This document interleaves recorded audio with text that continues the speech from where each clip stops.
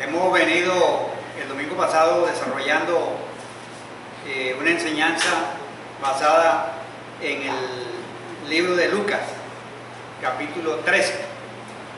Y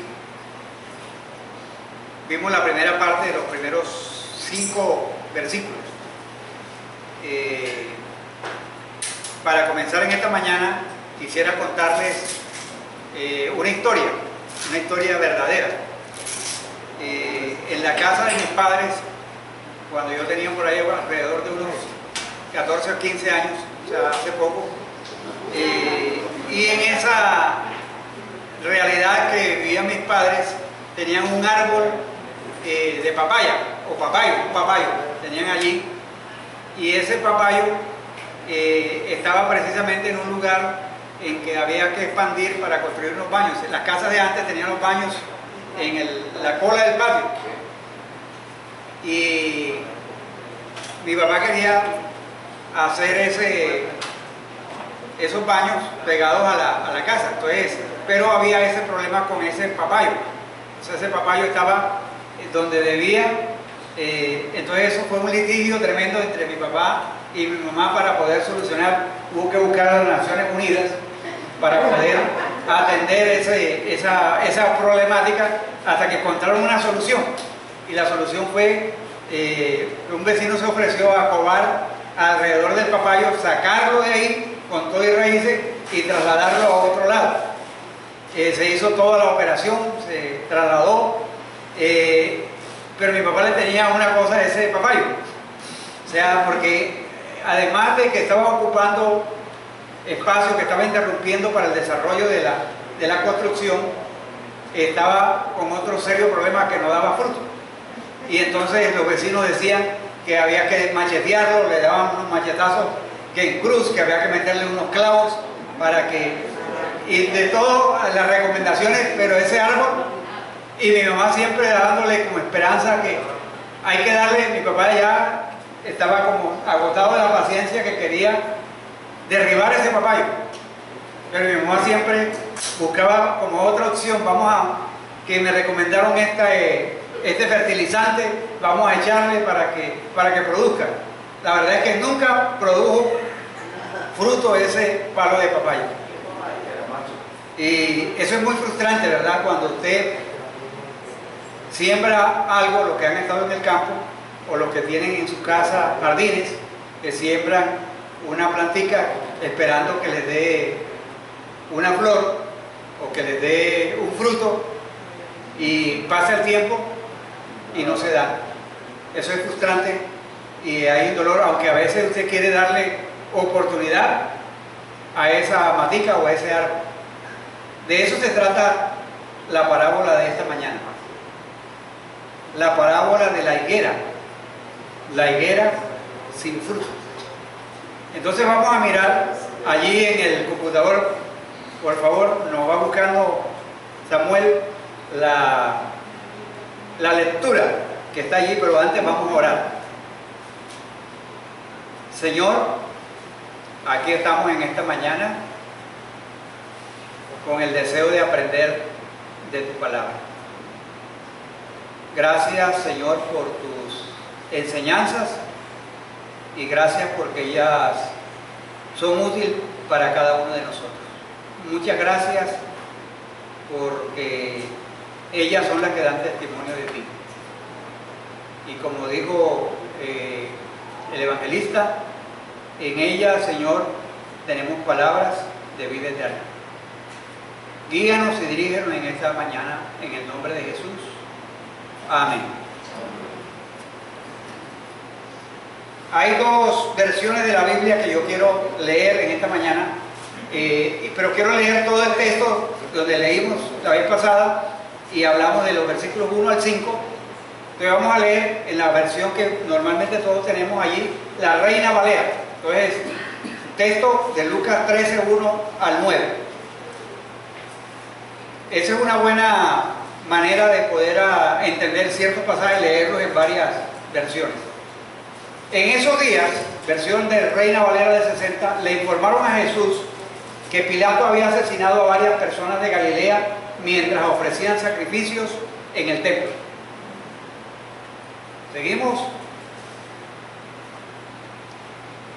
Entonces, la pregunta que hace Jesús: ¿piensan que esos galileos eran peores pecadores que todas las demás personas de Galilea?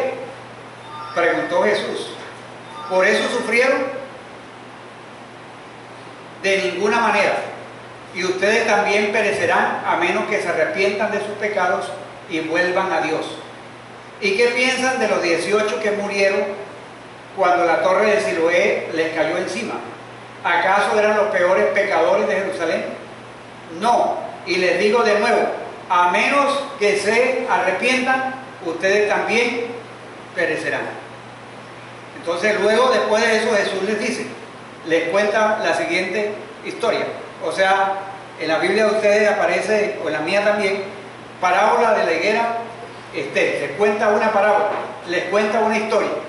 Un hombre plantó una higuera en su jardín y regresó varias veces para ver si había dado algún fruto, pero siempre quedaba ¿qué? Decepcionado. Finalmente le dijo al jardinero, bueno, esto creo que es la que estamos leyendo ahí, la nueva traducción viviente.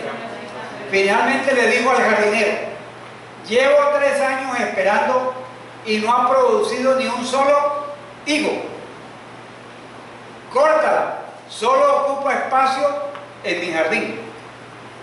El jardinero respondió: Señor, dale otra oportunidad, déjala 1 año más y le daré un cuidado especial y muchos fertilizantes.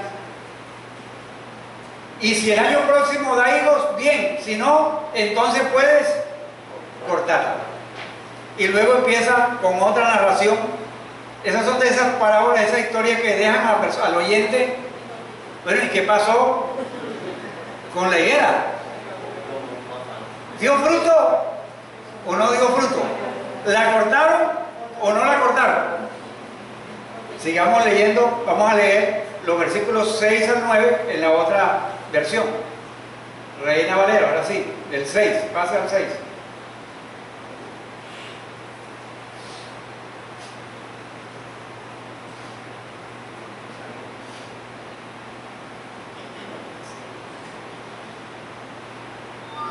Anterior. Bueno, listo. Igualmente dijo, vamos a comenzar de ahí, también esta parábola: tenía un hombre una higuera plantada en su viña y vino a buscar fruto en ella y no lo halló, y dijo al viñador: he aquí, hace 3 años que vengo a buscar fruto en esta higuera y no lo hallo. Córtala. ¿Para qué inutiliza también la tierra? Él entonces, respondiendo, le dijo: Señor, déjala todavía este año hasta que yo cabe alrededor de ella y la abone, y si diere fruto, bien, y si no, la cortarás después. ¿Se acuerdan los 2 sucesos que comenzó el capítulo 13 que vimos la vez pasada? Los galileos que murieron a manos de Pilato en la sangre de los sacrificios allí en el templo. Y también los 18 que murieron porque les cayó una torre. Una situación, primero, de la maldad humana de Pilato de matar a estas personas, y luego el otro, un accidente. En la cosmovisión y en las creencias de los judíos había ese concepto de que si a una persona le pasaba algo es porque esa persona lo merecía, porque era más pecador que los demás. Y en los primeros 5 versículos vimos que Jesús les devolvió y les habló a ellos, a los vivos, acerca de que todos nosotros, si no nos arrepentimos, de igual manera podemos perecer. O sea que de una u otra manera nosotros estamos expuestos a morir. Estamos expuestos a morir, ya sea por un robo, un atraco o algo, y como sucedió creo que en estos días con una señora que nada tenía que ver en un cruce de disparos entre la policía y unos delincuentes ahí en el Éxito Metropolitano, ahí cerca de eso, y la mujer murió en el cruce de disparos. no tenía ya nada que ver en el asunto y murió. Entonces, no puede uno decir, no, porque es que ella es más pecadora que los demás, por eso le pasó. Jesús trata de enseñarle al pueblo que todos somos pecadores y que todos en un momento dado podemos morir. Y aquí encontramos en esta parábola esta situación de esta parábola. Recuerden que el pueblo de Israel vivía, o su economía estaba basada en la agricultura y el pastoreo. Esos eran sus dos como renglones principales en esa época. Entonces, la mayoría de la gente se ocupaba en el pastoreo, en la agricultura y un sector también en la pesca. O sea, eso es lo que uno ve en los encuentros de Jesús que tiene con las personas, que se ocupaban la mayoría en eso. Por eso las parábolas las usa con unos lenguajes de historias que son muy familiares para ellos. Por ejemplo, esto de la higuera era como muy particular para ellos porque en Palestina es un territorio bastante pequeño, o sea, en comparación, por ejemplo, es más pequeño que el departamento del Atlántico. Y tiene muchos sectores, o tenía en esos momentos muchos sectores áridos. Entonces, cualquier metro de tierra era muy valioso. Entonces, había que aprovechar al máximo la tierra. Y entonces, aquí cuenta Jesús la historia de que hay un árbol que es plantado, ese hombre que tenía una viña y plantó una higuera. Higuera es la que produce higos.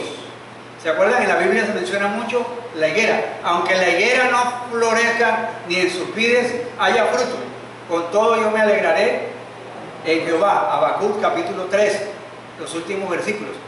Por lo menos hay 44 veces en que se menciona la palabra higuera en la Biblia. Entonces eso era como muy familiar y muy conocido. Entonces significa que hay un hombre que es propietario y tiene un terreno y tiene una persona ya encargada, el administrador, que allí se llama que el viñador, es la persona que está encargada y siembra esa higuera esperando que dé fruto. Y lo que encuentra después de varias visitas es que no da fruto, pero sin embargo el viñador está insistiendo en que como que le dé más tiempo. Y el dueño dice, bueno, ¿para qué inutilizar la tierra? Esto es algo inútil. No solamente no producía fruto, sino que ocupaba un espacio que podía usarse para otras plantas. Y no solamente eso, sino que las raíces de la higuera tienden a robarle la sustancia a las otras árboles que están al lado. Entonces no solamente ocupa espacio, sino que les trae minerales a las otras plantas, a la tierra, y las otras plantas que están al lado se debilitan. Entonces uno puede decir, humanamente el viñador o el dueño de la viña tenía razón en la sentencia, corta. Pero uno ve en el viñador que hay una nueva oportunidad. Mira, déjame que yo cabe alrededor de ella, la abone, y si da fruto bien, y si no, la cortarás después. Ahora, tiene un sentido de frustración cuando una persona siembra y cuando una persona espera el fruto y no da. Quiero leerles una historia que tiene relación con esto para que vean cómo en el Antiguo Testamento Dios usa historias. Y yo quiero que leamos Isaías capítulo 5.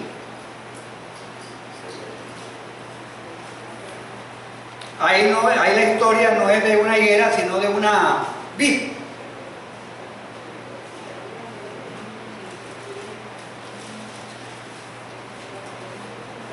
capítulo 5.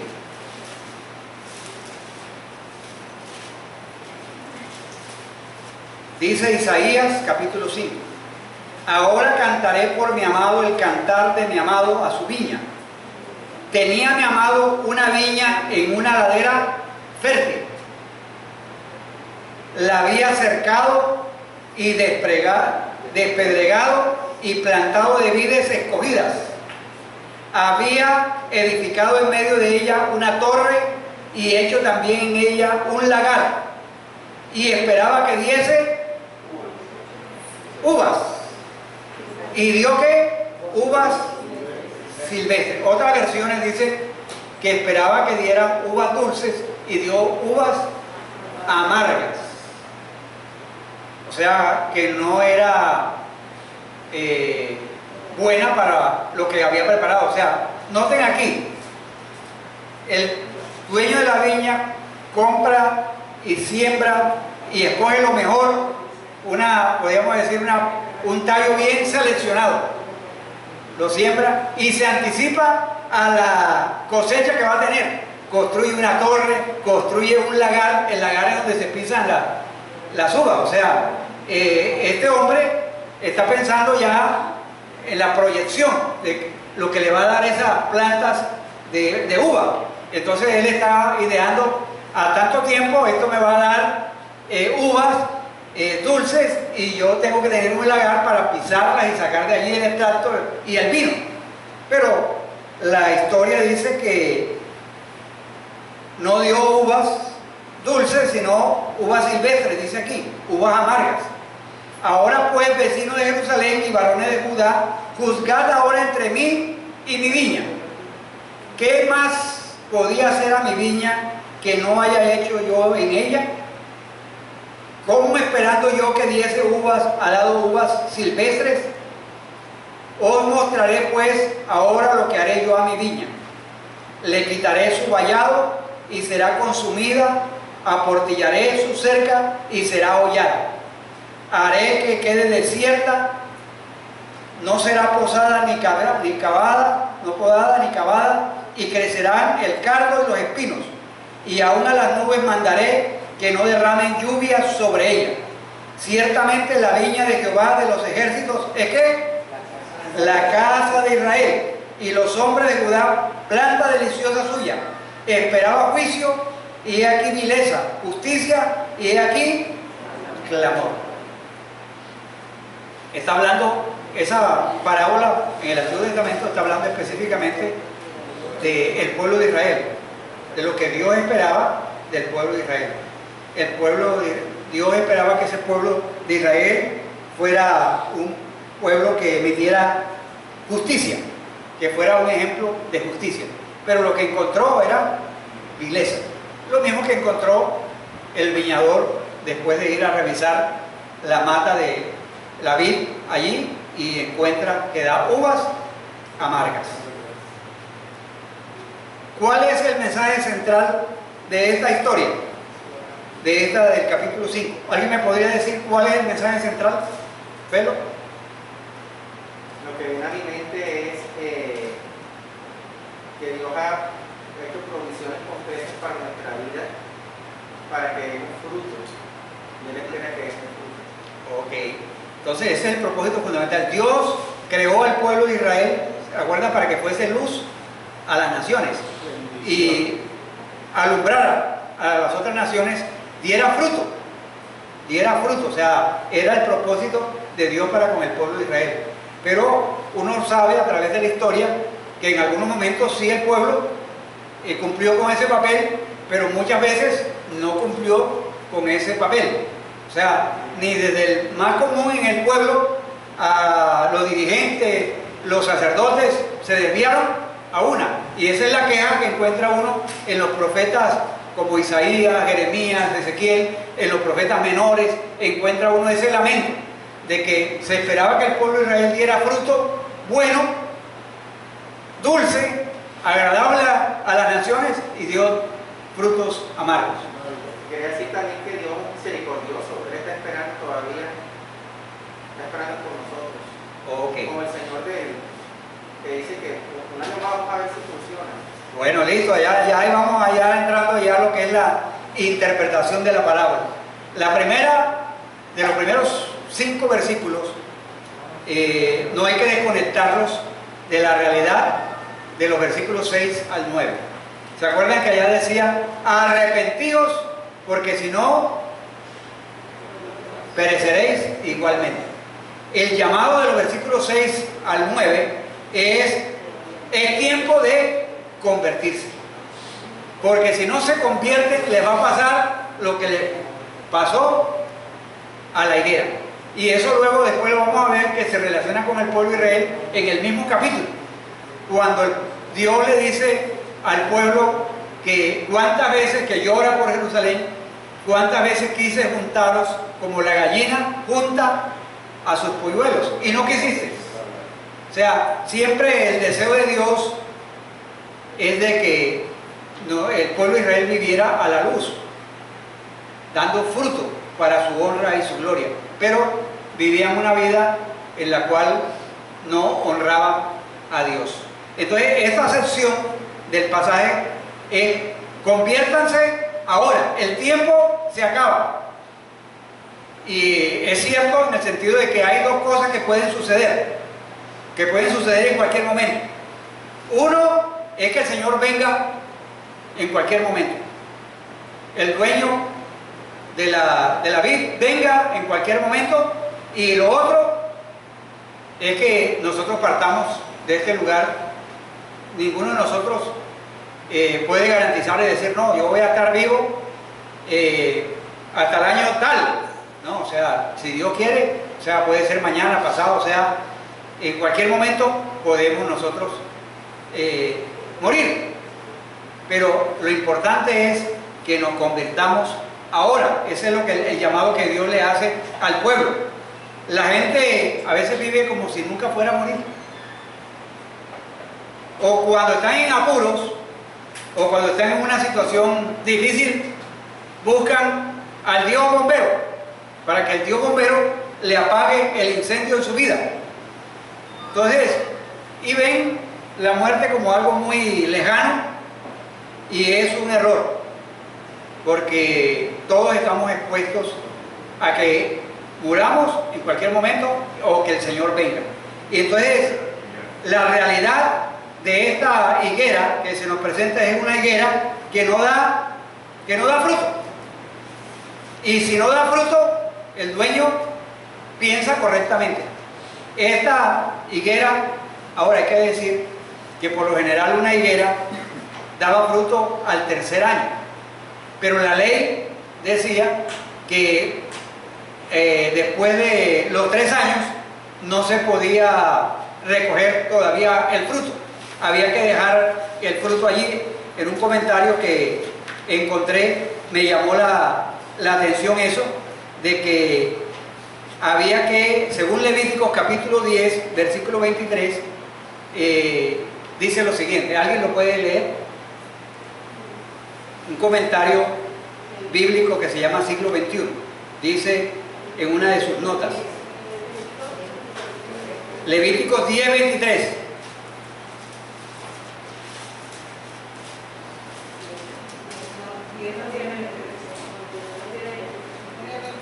Levítico 10. Oye, vamos a leer ahí el 13, si de pronto me equivoqué en él.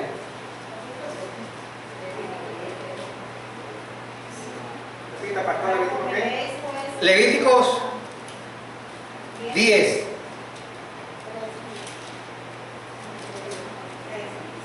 ¿O 10, 13?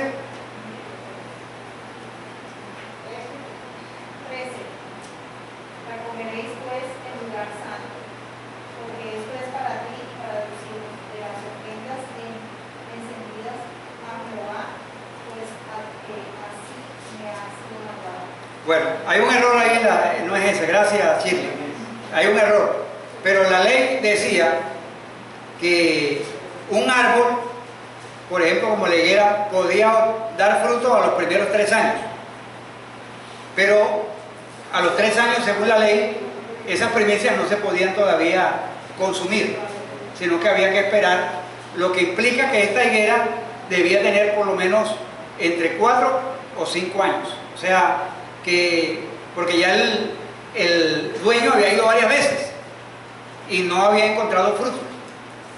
Y ese fruto se veía, era cuando uno estaba cerca de la higuera. O sea, ese no se ve, ese no es como los árboles de mango, que usted a la distancia ve la carga de mango. O sea, el follaje y la hoja. Ahora, algo curioso mientras estudiaba es que dicen que el árbol del conocimiento del bien y el mal probablemente era una higuera.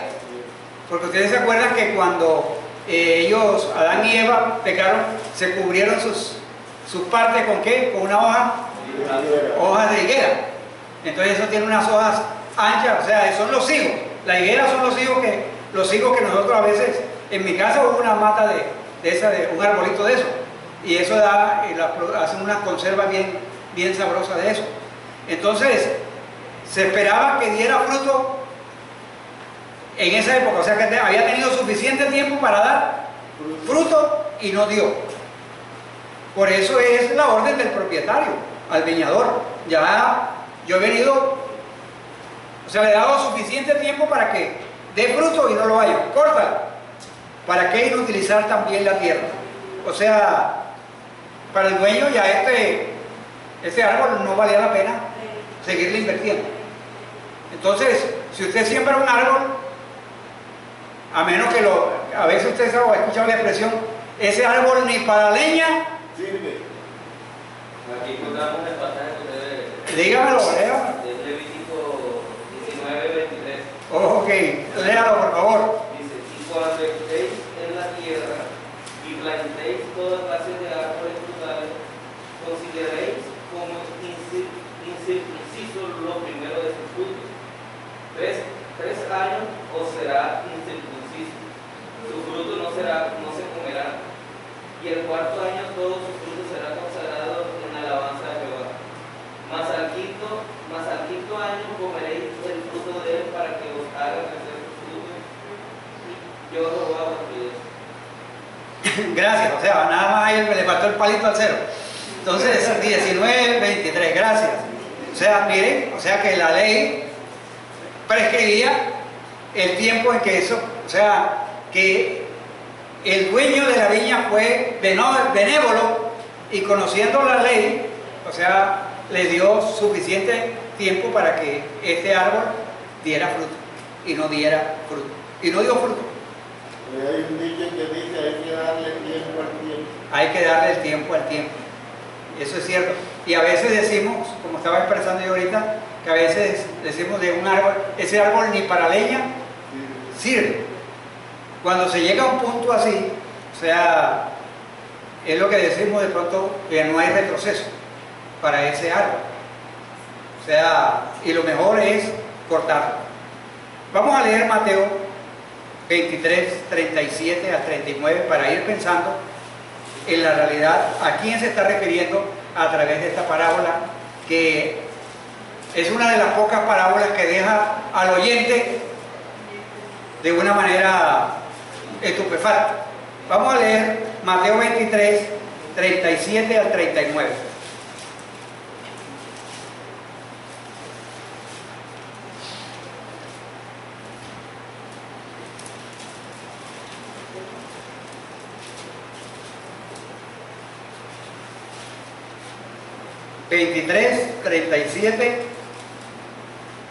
Lamento de Jesús sobre Jerusalén. Jerusalén, Jerusalén, que matas a los profetas y apedreas a los que te son enviados. ¿Cuántas veces quise juntar a tus hijos como la gallina junta sus polluelos debajo de las alas y no quisisteis? He aquí vuestra casa os es dejada desierta, porque os digo que desde ahora no me veréis hasta que digáis: bendito el que viene en el nombre del Señor.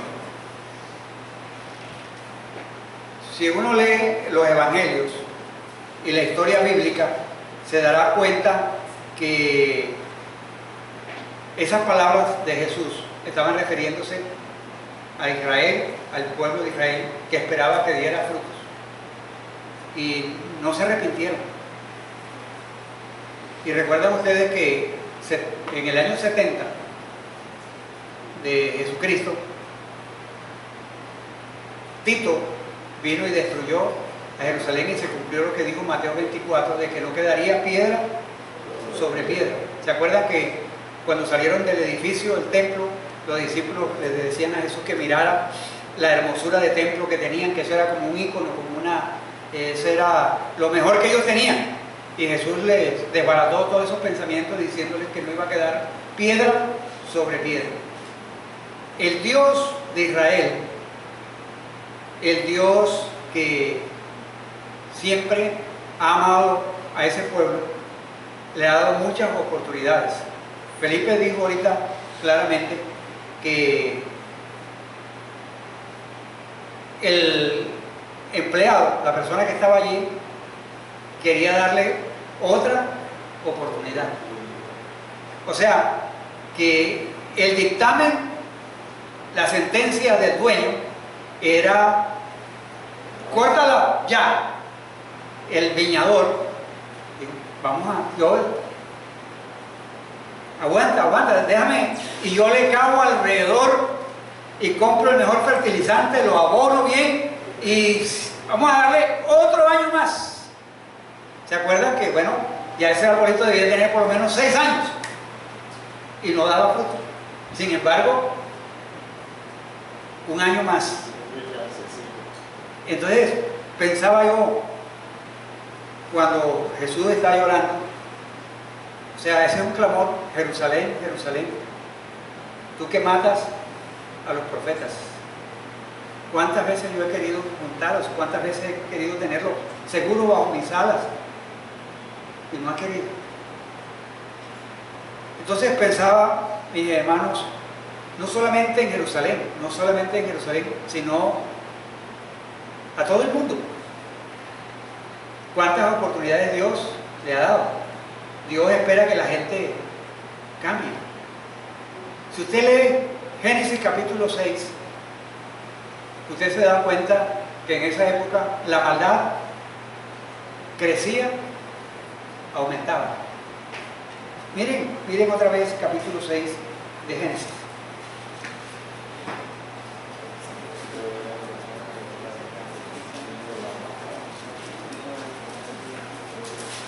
Y usted puede decir algo que oí en esta semana. Capítulo 6.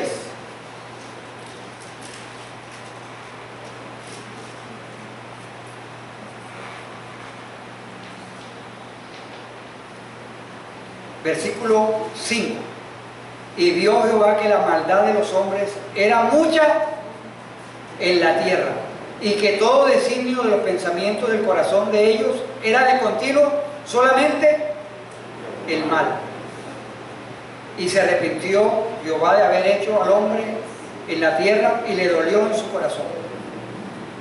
Y dijo Jehová: raeré de sobre la faz de la tierra los hombres que he creado, desde el hombre hasta la bestia, y hasta el reptil, y las aves del cielo, pues me arrepiento de haberlos hecho. Para que Dios llegue a un estado de esos, es ver que la maldad ha subido en extremo. Pero ustedes ven que Dios encontró a Noé, y Noé predicó.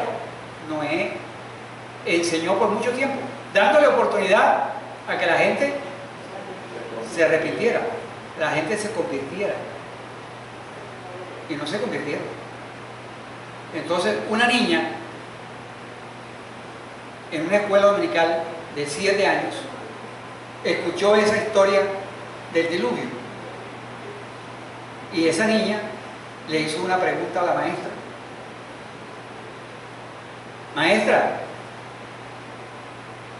si Dios se arrepintió de haber creado a la gente por el aumento de la maldad, ¿no será que va a pasar lo mismo en nuestros tiempos? La maestra quedó estupefacta ante una niña, de poder razonar y de poder pensar a la luz de ese pasaje. La maestra tuvo que admitirle y decirle: es probable que Dios también actúe, porque su santidad no le permite y su justicia tampoco le permite tolerar el pecado y castigar.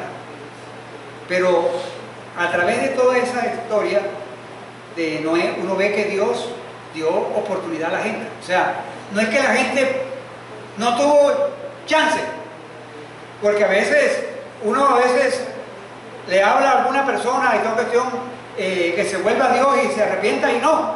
Y a veces nosotros de una vez, listo. O sea, a veces, ¿para qué voy a, dice, a veces, yo he oído personas que dicen, no, ¿para qué voy a darle de comer perlas a los cerdos? Pero es que el corazón de Dios no es el corazón nuestro. El viñador, el que estaba administrando esa viña, tiene un corazón amoroso, un corazón bondadoso. Por lo general, a los viñadores les pagan por los frutos que si está trabajando en una finca y la finca no da frutos, o sea, uno de los que va a salir despedido rapidito es esa persona. Pero esa persona, ese viñador, muestra un corazón misericordioso. Vamos a dejarlo un año más.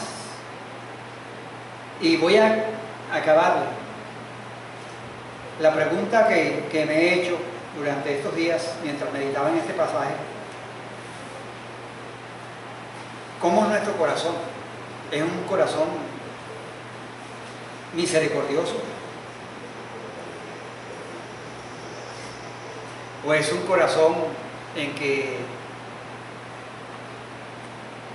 sentencia a las personas y dice, no hay más oportunidades para esta persona? Se le acabó el tiempo. La invitación sí es a que se arrepientan ahora. La invitación es que se vuelvan a Dios porque todos somos pecadores. Pero es que Dios siempre da segunda, tercera y cuarta oportunidades. Con nosotros, ¿cuántas oportunidades nos dio a nosotros? Es que nosotros a veces somos duros con los demás, pero no vemos la misericordia que Dios ha tenido para con nosotros. La implicación ahí de la parábola donde el viñador se está comprometiendo a seguir trabajando, porque no es algo pasivo donde dice, vamos a darle 3 años, no dice así, dice, yo voy a acabar, voy a hacer, es decir, que aunque no está viendo el resultado, está viendo la situación negativa, dice, dame espacio para yo trabajar con ella a ver qué resulta después del tiempo, es decir, que implica un compromiso también y paciencia. Exactamente. Hay como 3 aplicaciones que yo encontré para mi vida. El arrepentimiento es lo que nos permite acceder a la gracia de Dios. O sea, el arrepentimiento. O sea, sin arrepentimiento no pasa nada en nuestra vida. Necesitamos arrepentimiento. Pero de igual manera, cuando ya nos hemos arrepentido y nos hemos convertido, necesitamos tener bondad, amor hacia otros, de anunciarles el Evangelio. Y ahí está una aplicación de la que nos acaba de dar Pablo. La aplicación tiene que ver en ese sentido. O sea, de pronto otras personas dicen, no, yo con fulano de tal, ya no más. En el ministerio. No, o sea, con esa persona no va más.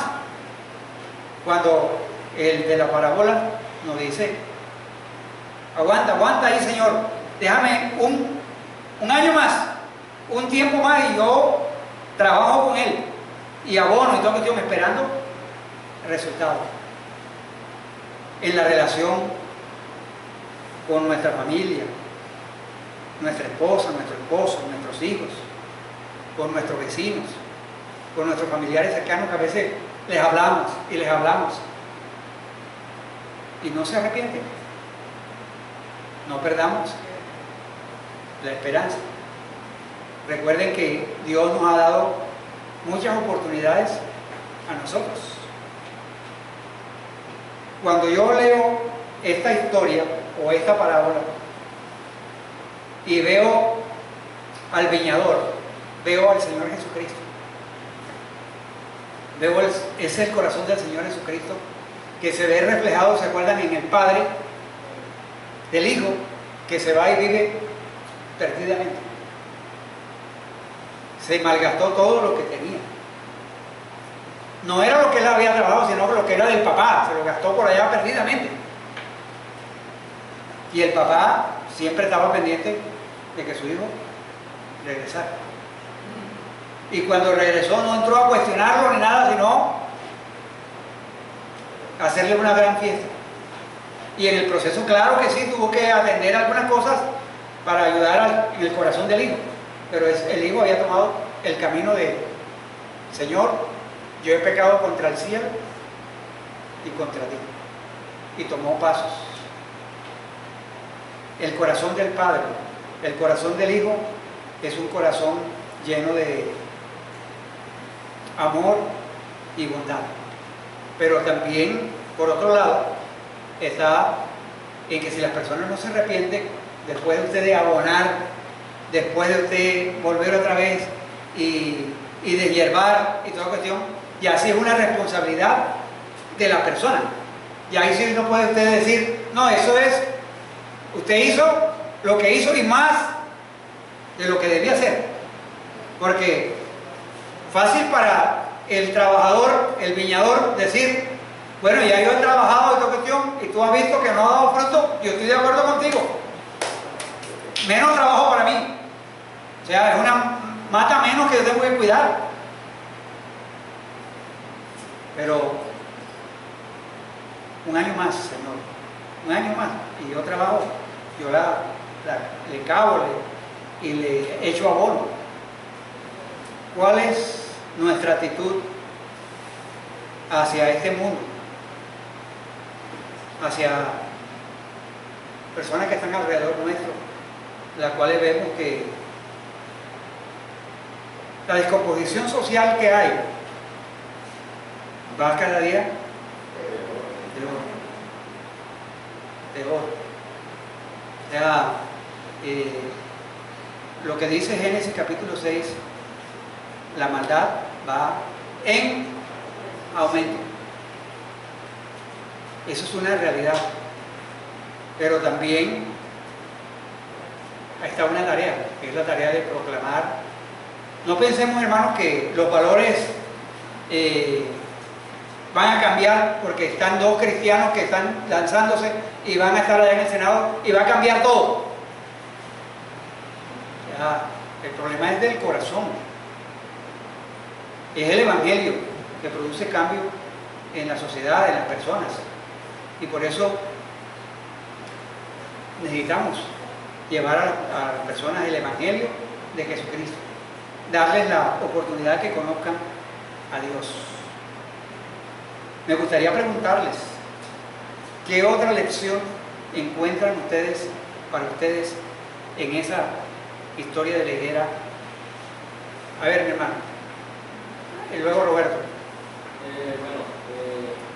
Por ejemplo, acaba de referirse a Génesis, y si nosotros recordamos prácticamente todo el Antiguo Testamento, el padre muestra un carácter fuerte en el que somete a sus hijos a mucho castigo.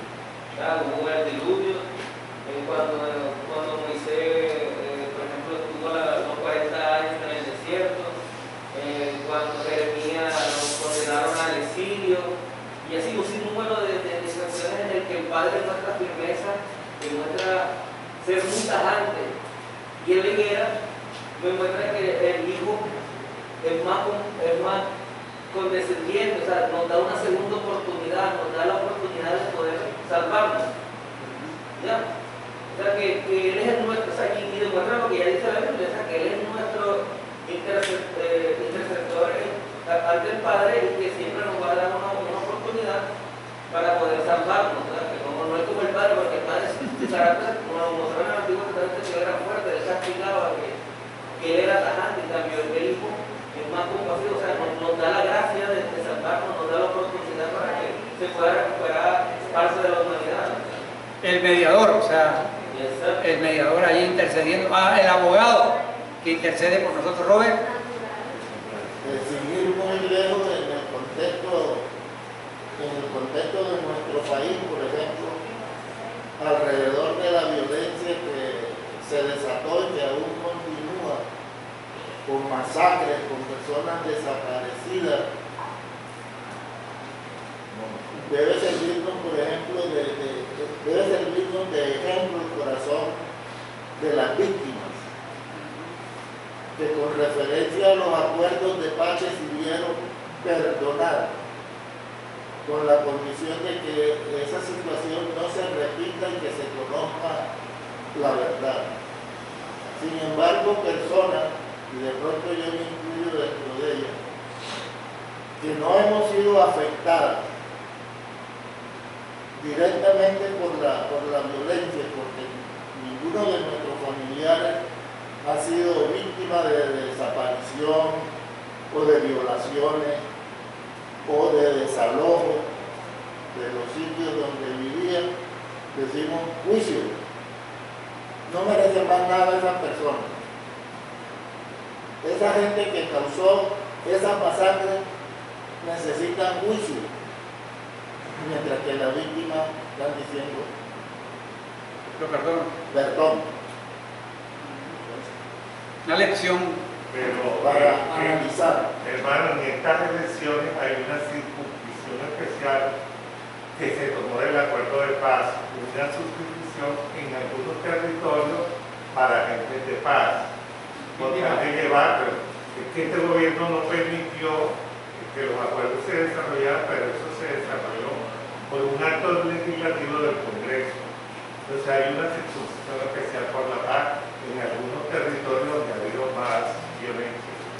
Ok, entonces, Tavo, y luego cerramos aquí con Sí, el indudablemente que hay también un tema con el tiempo. O sea, uno no quisiera pensar en eso, pero da la sensación de que si el tiempo se va a ir agotando también, porque la parábola está haciendo precisamente alusión a eso, ¿no? Y Jesús en lo que usted trataba ahorita de la historia, donde les está advirtiendo, o sea, que mueran ahora o que mueran después, hay un tiempo también para el arrepentimiento y para las cuentas con Dios. Entonces, ese reloj está rodando. Exactamente, o sea, es cierto que Dios es el Dios de la segunda, de la tercera y de la cuarta oportunidad. Si no, preguntémosle, por ejemplo, a Pedro. ¿Se acuerdan que Pedro negó al Señor? Ya cuando lo increparon allá y toda cuestión, hasta dijo unas vulgaridades allá. Abandonó la tarea y se fue a pescar allá. Y el Señor, Pedro, se le aparece allá, Pedro, tú me amas. O sea, Pablo, un perseguidor de la iglesia, o sea, una persona que le hizo daño tremendo a la iglesia. Sin embargo, Dios le da la oportunidad de Shirley. Teniendo en cuenta que nosotros no somos Dios, o sea, Dios tiene su pensamiento y su actuar, y nosotros debemos seguir sus preceptos y todo, pero no tenemos el carácter de Dios. ¿En qué momento nosotros debemos reconocer que esa vida definitivamente no dará fruto y tenemos que cortar? ¿En qué momento? O sea, bueno, yo creo que ahí es el discernimiento que Dios tiene que darle a como cada caso es particular. Miren que la parábola no da una conclusión, sino deja abierta a los oyentes. O sea, Se perdonará 70 veces 7. exactamente. Virgilio. Con respecto a que dice el hermano, el carácter del padre de pronto es diferente al carácter del hijo. Son personas distintas, obviamente, los caracteres deben ser distintos, ¿no? Pero en realidad, Dios ha sido misericordioso a través de toda la historia con su pueblo que ama. Porque vemos cómo lo rodeó en el desierto del Maná. Se hace maravilloso, todos los días le daba el pan, su sustento. Incluso los caprichos que ellos querían, no, que no tenemos pan ahora, queremos carne. Entonces les daba carne hasta que salían los sacrificios. El Señor siempre fue providente, siempre ha sido amoroso con su pueblo. Sin siempre ha sido misericordioso con su pueblo, a través de la historia, y la mayor muestra de misericordia que Dios el Padre ha hecho con uno es entregar a su Hijo Jesucristo. Entonces, ahí vemos que el carácter de Dios que Dios es uno solo. El carácter de Dios es de no renunciar a su pueblo a pesar de su perversidad. Cuando hicieron el becerro de oro en el desierto, y Dios se enojó terriblemente, le dio un arranque de ira y bueno, Moisés lo pudo pedir misericordia por su pueblo. Y él dijo, voy a hacer de ti un pueblo, voy a desechar a toda esta gente y de ti voy a levantar un pueblo nuevo. ¿Y qué dijo Moisés? ¿Cómo así? Si los sacerdotes de Israel, ¿qué van a decir los sacerdotes de Egipto? ¿Qué van a decir los egipcios? Sacaste a tu pueblo para irnos a matar a los cristianos. Entonces, bueno, yo como que entra nuevamente otra vez en su dice, no, así está bien. Entonces se aplaca su ira y otra vez le da oportunidad a ese pueblo. Y entonces él lo que hace es que dice, bueno, ya no voy a estar en el campamento, sino que voy a salir del campamento. Y se salió el campamento, pero estaba ahí cerca. Estaba ahí cerca, o sea, él no renunciaba a su pueblo a pesar de la perversidad de su pueblo. Sí. Entonces, y es lo mismo con nosotros, o sea, a nosotros nos parece que los israelitas eran un pueblo malo. Pero no, es que nosotros no somos nada distintos a los israelitas, somos la misma cosa. La misma cosa. O sea, el pecado que afectó a Adán y a Eva es el mismo pecado que afectó a los israelitas y nos ha afectado a todos nosotros. Entonces, fíjense que la misericordia, Dios ama tanto a su pueblo que entregó a su Hijo unigénito. Entonces, ahí está mostrado el carácter, el amor de Dios por su pueblo, Israel, y por todos nosotros. Amén, amén. Diana. Así como Dios es misericordioso, con su pura gracia, nosotros debemos ser misericordiosos con estas personas a nuestro alrededor que no tienen conocimiento de Dios, pero también por gracia. Entender esa misericordia por gracia para ver si se salva, para ver si se arrepiente. Solamente Dios sabe cuál es el corazón que ya tiene dispuesto a salvar, pero nuestra labor es mostrar esa misericordia llevando el mensaje. Esta parábola refleja dos aspectos muy importantes, a mi modo de ver, ¿no? Ahí pueden haber más. Uno es que Dios es infinitamente amoroso y nos da oportunidad tras oportunidad. Al que cae, Dios lo levanta una y otra vez. Ese es el carácter de Dios. Lo vemos en el pueblo de Israel y lo vemos en nosotros, en su iglesia. Pero por otro lado, también se deja claro que si desaprovechamos esas oportunidades tras oportunidades, no queda otra opción sino el juicio de Dios. O sea, están los dos aspectos. O sea, Dios sí es misericordioso, Dios, miren, le mostró la misericordia en el pueblo, pero también cuando hubo que juzgarlo, lo juzgó y 70 años lo llevó a la cautividad. O sea, y otra vez muestra a Dios su oportunidad. Entonces, Dios es un Dios amoroso, pero también es un Dios que quiere que la gente se arrepienta. Y por eso es la necesidad de presentarles el Evangelio para que se arrepientan. Como dice la palabra, venid y estemos a cuenta. Amén. También el fuego consumidor. Exactamente. Entonces colóquense de pie, por favor, y que Dios nos ayude a entender sus propósitos día tras día de esta historia, de esta parábola.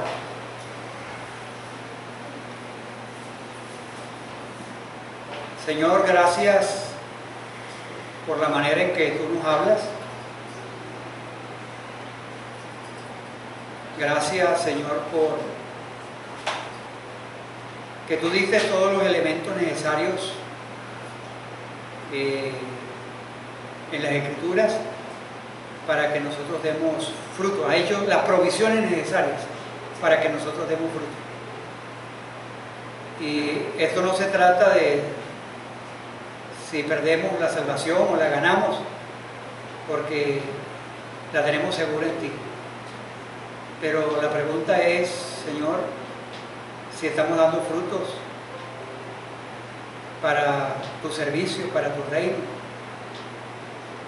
si estamos siendo consecuentes con lo que creemos, con lo que somos. Y si nos estamos alineando con tu carácter, que tú eres un Dios amoroso, pero también eres un Dios que después de dar muchas y muchas oportunidades, emite tus juicios. Ayúdanos, Señor, a alinearnos con tu carácter, porque de otra manera no podemos entender la actitud del dueño de esa viña donde estaba plantada esa higuera. Señor, gracias porque hoy se están celebrando las selecciones aquí en Colombia y te pedimos, Señor, que cada colombiano pueda votar en paz, libremente, sin coacción, sin vender su conciencia, y que tú le permitas a Colombia arrepentirse, Señor. Que de la manera que tú lo haces a través de la historia haya una actitud de arrepentimiento en la gente, de volverse a ti, Señor. Porque así como aumenta la maldad, también, Señor, uno ve la abundante gracia que tú derramas. Ayúdanos, Señor, a ser agentes de paz, de alinearnos con tu carácter y mostrar misericordia hacia los perdidos. Hablarles de tu amor, pero hablarles también de tu santidad, de que eres un Dios santo y que ellos mismos no pueden limpiarse a sí mismos, que necesitan la obra de Jesucristo en sus vidas y que también por tu justicia tú necesitas castigar el pecado. Ayúdales y ayúdanos a nosotros a entender eso y a poderlo explicar a la gente. Gracias, muchas gracias por tu palabra en esta mañana. Alabamos y glorificamos tu nombre en Cristo Jesús. Amén. Amén. Que Dios nos ayude y que haya fruto, Dios, en nosotros, y fruto que permanezca.